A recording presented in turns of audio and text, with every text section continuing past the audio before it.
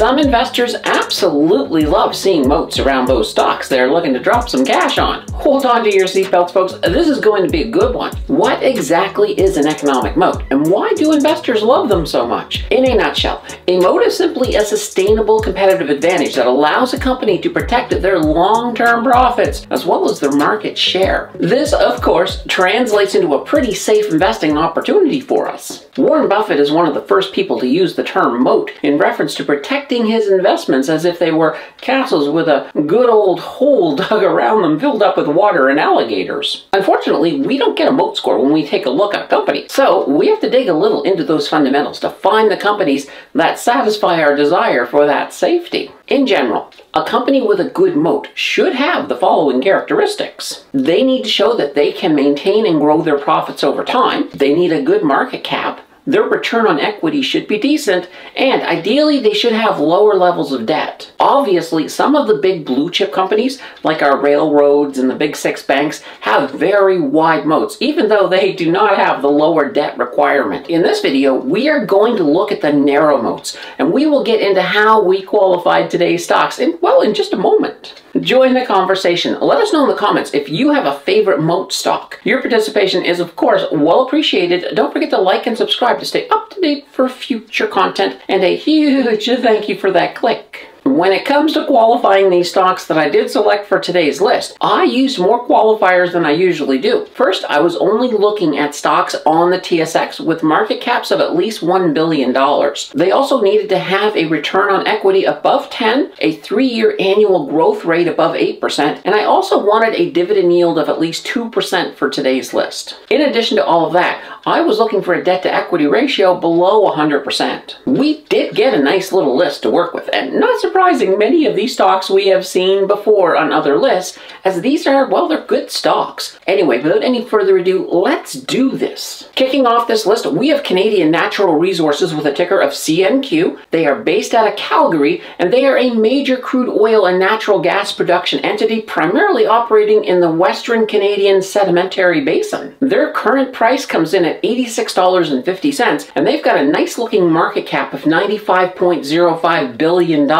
They have a beta of 1.91, meaning they are almost 2 times as volatile as the market average. Their earnings per share come in at 6.47, and they have a price to earnings ratio of 13.37. Their return on equity comes in at 18.33%, and they have a debt to equity ratio of 33.13%. On the dividend side, they have a yield of 4.624%. That is a quarterly dividend paid out in the amount of, well, $1 per share. That payout ratio on that dividend is 54.87%, so it is quite sustainable. Looking at their returns, on the 3-year, their return on investment comes in at a whopping 165.91%. Factor in those dividends and we get a total return of 192.95%. Looking at their 1-year return on investment, a lot lower. It comes in at 7.24%. Add the dividends and we do get a total return of 11.83%. CNQ is definitely a community favorite, and they are one of the stocks in our 0 to 100K TFSA challenge. Coming in at number 4, we have Secure Energy Services with a ticker of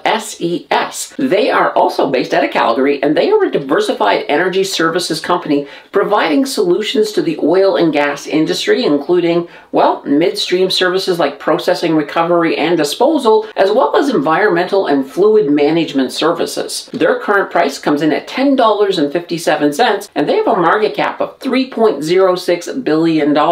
They've got a lot of volatility, as you can see by their beta, which comes in at 2.52. Their earnings per share, that comes in at 0.55, and they have a price to earnings ratio of 19.22. That return on equity, it comes in at 13.79%, and they've got a pretty high debt to equity ratio for today's list, that one coming in at 91.79%. When it comes to their dividends, they have a dividend yield of 3.784%. It is a quarterly dividend in the amount of 10 cents per share. Their payout ratio, a little on the higher side, 72.73%, but still quite sustainable. On the 3-year, their return on investment comes in at 247.70%. Add in those dividends, we do get a total return of 265.76%. Holy banana bread, that's not too shabby. On that 1 year, return on investment comes in at 14.39%. Add in those dividends, we get a total return of 18.72%. This is a company in the favorable position of providing support to the industry, and that alone adds another layer of safety to this stock. Taking our third spot, we have Peyto Exploration and Development with a ticker of PEY.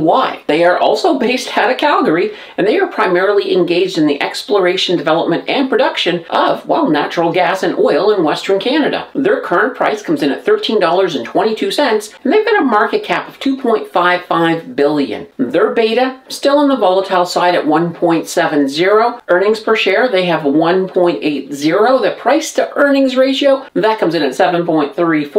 Their return on equity, 15.56%. Looking at their debt to equity ratio, not bad, 40.27%. Now, let's look at their dividends. They've got the highest yield on today's list at 9.985%, and that is a monthly dividend of 11 cents per share. That's really good. That payout ratio comes in at 63.33%, so this is sustainable. On the 3 year, the return on investment, it comes in at 173.14%. Factor in the dividends, we do get a total return of 214.88%. On the 1 year, their return on investment comes in at 9.17%. Add in the dividends, we get a total return of 20.07%. Peyto is known for being very cost efficient with a commitment to sustainable development, which will bode well as we move well towards a greener sector. In our almost top spot at number 2, we have Russell Metals Incorporated with a ticker of RUS. They are based out of Mississauga, Ontario, and they are a metals distribution and processing company providing a wide range of products and services, including everything from steel distribution, metal processing, and energy products, primarily in North America. Their current price comes in at $43.60, and they've got a market cap of $2.65 billion. Their beta a little volatile at 1.51, and their earnings per share come in at 4.48. Their price to earnings ratio, that comes in at 9.73. On the return on equity, we get 17.31%. That debt to equity ratio, that comes in at 25.29%. Not too shabby. When we look at their dividend, their yield comes in at 3.67%. It is a quarterly dividend of 40 cents per share. Payout ratio is a nice looking 34.82%. So once again, very sustainable. On their 3 year, the return on investment comes in at 73.29%. Factor in the dividends, we get a total return of 91.65%. Looking at the 1 year, that return on investment comes in at 35.19%. Factoring in the dividends, we do get a total return of 40.09%. We have seen Russell Metals not that long ago, and if they are coming up in multiple lists, that is absolutely a testament to their potential. In our top spot at number 1, we have ARC Resources with a ticker of ARX. They are based out of Calgary, and they are primarily engaged in the exploration, development, and production of conventional oil and natural gas in Western Canada. Their price comes in at $21.51. They have a market cap of $13.01 billion. Their beta is closer to average, but still a little volatile at 1.34. Their earnings per share come in at 2.93, and they have a price to earnings ratio of 7.34. That return on equity looking nice, up there at 27.39%, and their debt to equity ratio comes in at 30.55%. When we look at their dividends, they've got a yield of 3.161%. It is a quarterly dividend of 17 cents per share. The payout ratio on that is 21.84%. So once again, all of these dividends we've seen today have all been pretty sustainable. On the 3 year,